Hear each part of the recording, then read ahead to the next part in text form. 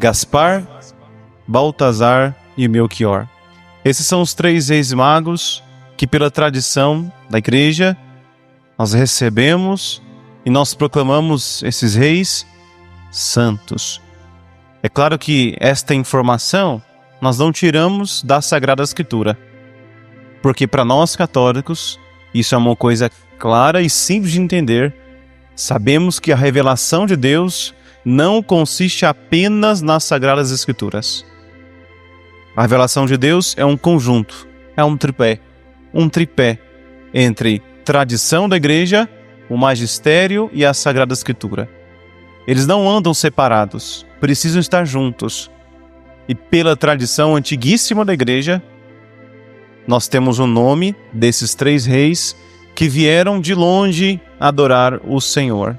Não se sabe ao certo o lugar de onde eles vieram, mas podemos dizer com certeza que foi de um lugar distante. Eles com certeza não eram judeus, mas de alguma maneira conheciam as Sagradas Escrituras, porque conheciam as profecias e estavam observando o céu. Quando a Sagrada Escritura fala em mago, não é o mago que nós conhecemos hoje, que tem um sentido totalmente negativo. Quando falamos em 3 reis magos, pensamos em alguém que faz magia, mas não é isso que o autor sagrado, a Sagrada Escritura, estava pensando. Os magos são aqueles, na Sagrada Escritura, que observavam o movimento dos astros. Então, não tão tempo atrás, não muito tempo atrás, todas as navegações, toda a orientação das pessoas se dava através da lua, do sol e da posição das estrelas, As constelações, todas elas ajudavam para que os navegantes se orientassem, e aqueles reis também, de alguma maneira, já estavam observando e sabiam que surgiu alguma coisa diferente no céu. Tinha surgido algo novo. E com certeza, por uma revelação de Deus, sabiam. Era o sinal da chegada do Messias. Era o sinal da chegada daquele que viria salvar todos os povos e nações. Que contraste! Que grande contraste! O Senhor da glória, o Senhor que tem toda a realeza do universo, está sentado num trono simples, um trono humilde, numa manjedoura. O Senhor que tem todas as riquezas do mundo, aceita receber dos reis magos o ouro, ele que não precisa de nenhum ouro do mundo. Deus que é adorado desde toda a eternidade pelos anjos, pelos serafins, pelos arcanjos e toda a hierarquia dos anjos do céu, permite-se agora ser adorado por homens. Permite agora receber o incenso.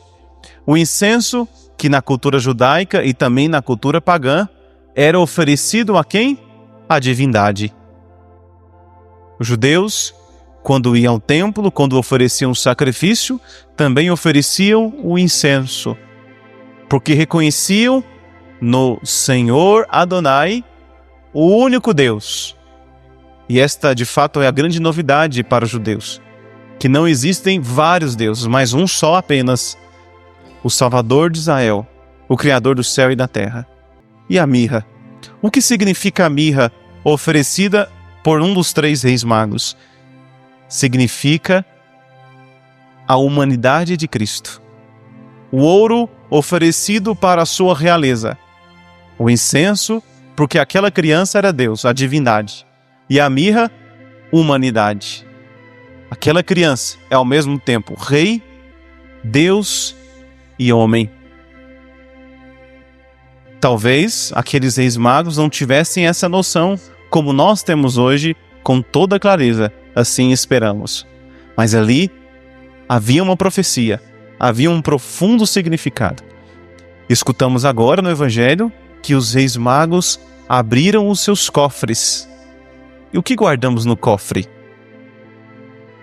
Guardamos o nosso tesouro. Guardamos talvez um relógio antigo que recebeu da avó. Talvez guardamos ali um colar de ouro. no cofre, guardamos e muito bem guardado, escondido. Esperamos que assim seja, né? Essa é a ideia do cofre, está escondido, guardado para não ser roubado. Guardamos o que mais precioso nós temos.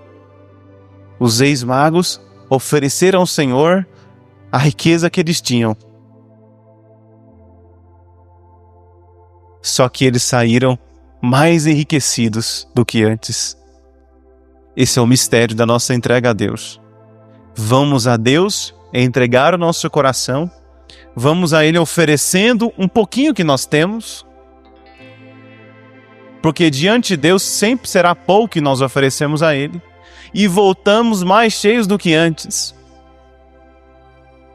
Entregamos o Senhor a nossa vida, entregamos o Senhor a nossa história, e Ele se entrega a si mesmo a nós. Esse é o grande mistério da Epifania. A festa da Epifania que celebramos hoje é a festa da manifestação de Deus, que não nos abandonou. Epifania significa isso, manifestação, revelação. Tudo que Deus queria falar, já nos falou por meio do seu Filho. E tudo na vida de Cristo nos comunica alguma coisa. Nada passa despercebido, nenhum detalhe do nascimento de Jesus, desde o seu nascimento até a sua ressurreição, nada é por acaso. O ouro, o incenso, a pobreza, a simplicidade, tudo aquilo na vida de Jesus estava significando, e não só significando, realizando algo em nós. Deus que rejeitou a sua riqueza, que se despojou-se da sua glória para fazer o quê? Para nos enriquecer. O evangelista nos dá um contraste. Ele coloca no começo do evangelho a figura de um rei muito apegado ao poder, um rei muito apegado às honras, preocupado com o que as pessoas vão falar dele, um rei preocupado em receber adoração, receber os prestígios, ganancioso, com sede de poder, cheio de ouro, cheio de realeza, cheio de pompas. E depois nos fala de um outro rei, despojado de toda a riqueza, despojado de toda a glória humana. O que está em volta de Jesus não são guardas, cavalheiros, não são valentes heróis de luta, mas em volta de Jesus, no presépio vemos um boi, uma ovelha, outros animais, os pastores, a Virgem Maria e o glorioso São José. E é claro, os santos anjos da guarda que estão presentes do começo ao fim na vida de Deus. Queridos irmãos, o que essa festa deve significar para cada um de nós? Significa que devemos também oferecer a Deus o nosso tesouro, o nosso coração. O que ainda estamos reservando para nós? Essa é a pergunta que temos que fazer. O que ainda estamos guardando para nós? Quais são os nossos tesouros? O que está dentro do cofre aí do teu coração? Ofereça para Jesus. Ofereça para Ele o que você tem e com certeza você vai sair mais cheio do que antes. Parece ser um paradoxo e é um pouco complexo mesmo. Nós os esvaziamos, nós deixamos esvaziar o que nós temos, ou seja, abrimos nossos tesouros, mas no fim saímos mais cheios, mais repletos, mais felizes. E o evangelista faz questão de dizer que eles ficaram muito contentes, muito alegres, porque encontraram aquele que estavam procurando. E aqui podemos imaginar a expectativa que eles criaram nessa viagem. Seguindo os astros, seguindo a estrela, até encontrar a casa de Deus, a casa de Nossa Senhora, que era aquela manjedoura, aquele presépio simples. Não podemos deixar passar também desapercebido um outro detalhe. No final do Evangelho, os reis magos, Gaspar, Belchior e o outro, foram avisados para não voltarem a Herodes. Porque qual foi o caminho deles? Eles saíram da terra deles do Oriente. Ali existem muitas discussões de onde era essa terra, que país é, mas não precisamos entrar nesse detalhe. E foram para Jerusalém. Em Jerusalém, se encontraram ali com o rei ou com alguém perto do rei, e de lá foram até Jesus. E a ordem do rei era qual? Pega informação, descobre mais coisas dessa criança e traz aqui para mim, porque eu também quero ir adorá-lo. Mentira! É claro que não queria adorar Jesus. Ele queria matá-lo, porque adorar a Jesus implicaria renunciar à sua glória e à sua riqueza. E ele não estava disposto a isso. Infeliz do Herodes, mal sabia ele que ele não perderia a sua realeza, mas ganharia mais do que nunca a maior realeza que nós podemos ter, a de sermos filhos de Deus, a de sermos salvos. Mas ele estava com o coração duro, cheio de ganância, estava com o coração frio, distante de Deus. Os reis não voltaram a Herodes, desobedeceram a ordem do rei, mas obedeceram à voz de Deus e voltaram por outro caminho. E o que significa isso para nós também? Que quando nos encontramos com Jesus, nós não podemos voltar pelo mesmo caminho.